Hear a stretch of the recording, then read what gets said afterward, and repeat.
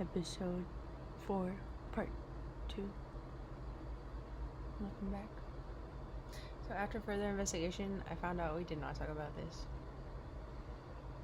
Oh no. I'm also reviewing my last episode's notes. I don't know why I thought so, but maybe it's just because I've been talking about this subject for a while. It's self-actualization. Alright, let's hop back into it. So you have your psychological needs, your air, food, water, sleep, shelter. These are necessary for survival. Fundamental. Number 2, you have your safety needs. Security, stability, protection from harm, financial security, health, predictability. Number 3, we have our love and belongingness. Emotional needs, connection, friendship, intimacy, and being a part of a supportive community. Number 4, esteem needs. Your pursuit of self-respect, recognition, and appreciation from others, fostering confidence and sense of achievement.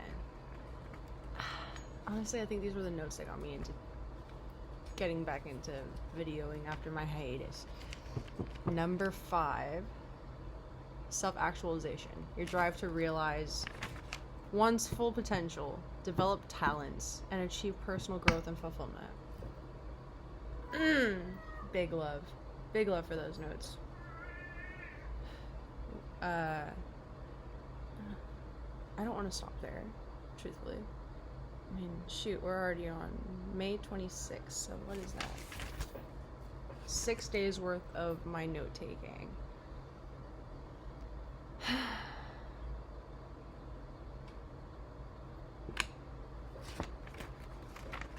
I have some notes on alpha state and I think it's cognitive brain shift, or okay, the theta waves, the 40.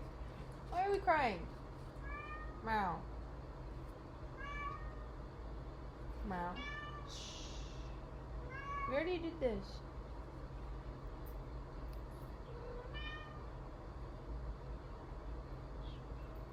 I'm running it down. Run it down, brother. Wakeful rest. If people rest quietly after a brief period of learning, they have better memory. Did you know that? Did you know that? Now you do. It's called wakeful rest. Yeah, brainwave and cognitive stuff. You have your delta, sleep, inertia, and grogginess. Dude, I'm literally about to run out of my notes. I need to get more note taking done. But I guess I would like to share with y'all a little story to end this video. No more note reading. You have my full and undivided attention now. Congratulations. More like I have your attention. Probably not full. Probably not undivided. But you're here, and I appreciate that. Again, thank you. Happy we have some similar grounds. But anywho, Saturday we had some friends over. We were playing games really late. Some of them ended up staying the night. We watched Obsession. Oh my god, that was crazy. We came back from getting breakfast and we were playing Mario. New one, Bowser's Fury. And we were having a really fun time. And I was not even doing well, but I was still enjoying it very much. I had gone to the bathroom and I came back and someone had said something about the way I was playing, and they did it under their breath, but I heard them. It wasn't nice, and I waited until they left, and then I just kind of started letting it out. I didn't want to keep that inside. Hell no, it was driving me insane. I really secluded myself for the last hour and a half that they were here. So whenever they left, I get really emotional. My voice is loud, and I'm telling Zach about how I feel. He's so good. So He did perfect. I would talk to him in like high pitches and echo, and he was like, "You're being so nice. Like, this is awesome." Anyway, I ended up getting a yoga mat. I laid it on the floor, and I got 2 pillows. It's been a Monday, bro. I laid it on the floor and I got 2 pillows. I just kneeled down. Started bawling, screaming. I felt so much better afterwards. Oliver Tree passing away, I have not been this sad about it. I mean, I've been sad about artists. Chester Bennington still takes the spot for my number 1. But this one it's honestly kind of insane. So I don't listen to a bunch of Oliver Tree. Like, I've had people in the past show me a couple of his songs, but I've never dug deep into him. I saw you look kind of weird. It was just so assumative, makes an ass out of myself. But after he passed away, I noticed by all the people who were posting saying how great of a soul he was. I love that. Like, I honestly didn't know that he had touched so many of my people who I enjoy their art. He had touched all of them, and he left a really big mark on them too. Just from what I'm seeing, and the more I'm diving into this guy, he's so influential. He was such a great muse, and I'm deeply saddened by this going on, and there's conspiracy theories about his death and if it was accidental or not, which I'm never signing a record label. You want to support me, just send me cash. If I ever get to become a rock star, definitely give y'all free concert tickets. Come over anytime I'm home. If I become a rock star, bro. Honestly, I have some moments where I surprise myself with my singing, but that's definitely not all the time. Honestly, I always thought I was a poor singer until I worked at Amazon and I was just randomly singing to someone one day, and 2 people, they both told me I had a beautiful voice, and that was like, what did you just tell me? It was a wild moment in my life. And then sometimes I'll sing in the shower. I really like singing along with Eddie Vedder. I don't mind stealing bread. Fucking Pearl Jam, baby. Bye. I also like doing Lane Staley. I also really love Janis Joplin. Now, this has been my thing for a while. My karaoke song, Mercedes Benz. What can you do? I love Janis, Jimmy, the Beatles, Beach Boys. That's the good stuff.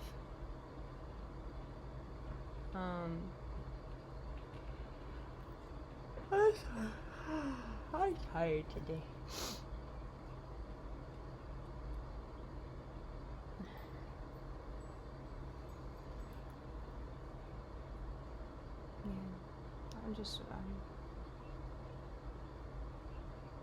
The cool thing is I didn't have a lot of songs by Oliver, and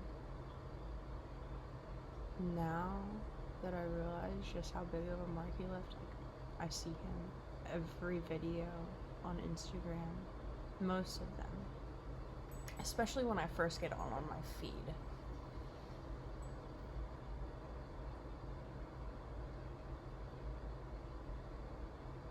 I'm thankful for the time we got with him.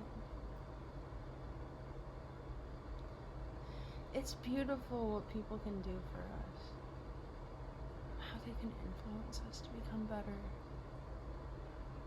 I love that. We watched the Michael Jackson movie. I woke up in the middle of the night. I think it was like 2:30. I woke up, turned on the Michael Jackson movie, and didn't go back to sleep until it was over. It was so good. That was probably like a couple of weeks ago. It was so good. Michael. Man, I've left so many little things for y'all to follow along if you want to. I highly suggest. I've been listening to a lot of Daedalus. Daedelus. That Kirkwood guy who I mentioned in my first video, he's the one who got me onto him.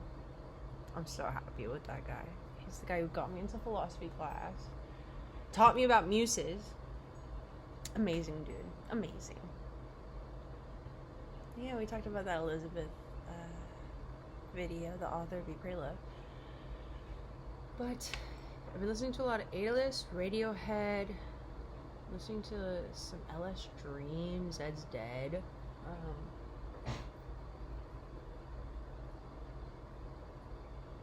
But today I was listening to a lot of Oliver Tree. And I also listened. There was a show that my friend, I'm sorry, there was a song that my friend recommended me. It's called Rebirth. It has a butterfly on the album cover. I'll also try to put that one in there. But I started playing that song, and then it went to a radio, a song similar to it, and it was beautiful feelings. It felt really good. And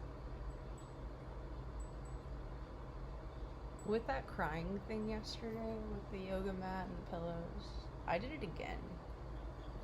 Like, that was probably around 5:30, 5:45 when I did it, and then I got up from it, took a shower, ate, got ready for bed. My mom and stepdad and my little sisters came over yesterday. They got back from Hawaii last week, and it was my first time seeing my mom and little sister since I got back. I just really needed a hug, and I'm happy I got to see them. I love my family.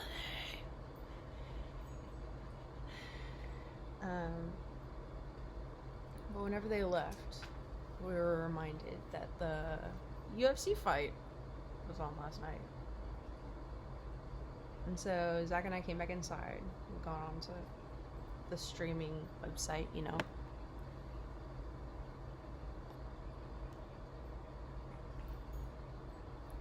Turn on the fight. It's on the third fight. So we watched the third and fourth fight, and when the fifth fight's starting, technically just sending myself into a not a good mindset. So I tell Zach, I'm like, hey, you can watch the fight. I'm gonna do the thing. I call it praying, meditating. Anyway, I went into it with an intention, and it was powerful, bro. I don't want to get too into it. It is very personal. It's about my uncles. And it was wonderful. It was spectacular. And I had been crying and screaming. Banging my fist on the ground. Also smiling and laughing. But a lot of, you know, emotions that make people uncomfortable. And Zach was very kind. He said, hey, are you ready? And like, talk to me. And I breathed myself back.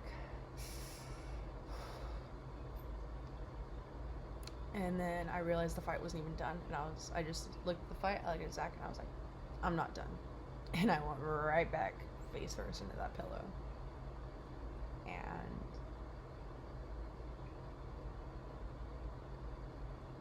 I'm so happy I did that. I highly suggest doing that if you have like a lot of pent-up emotion that you don't know what to do with. That was life-changing. I wanna highly recommend it to everyone, dude. Just think about something that makes you a little bit upset.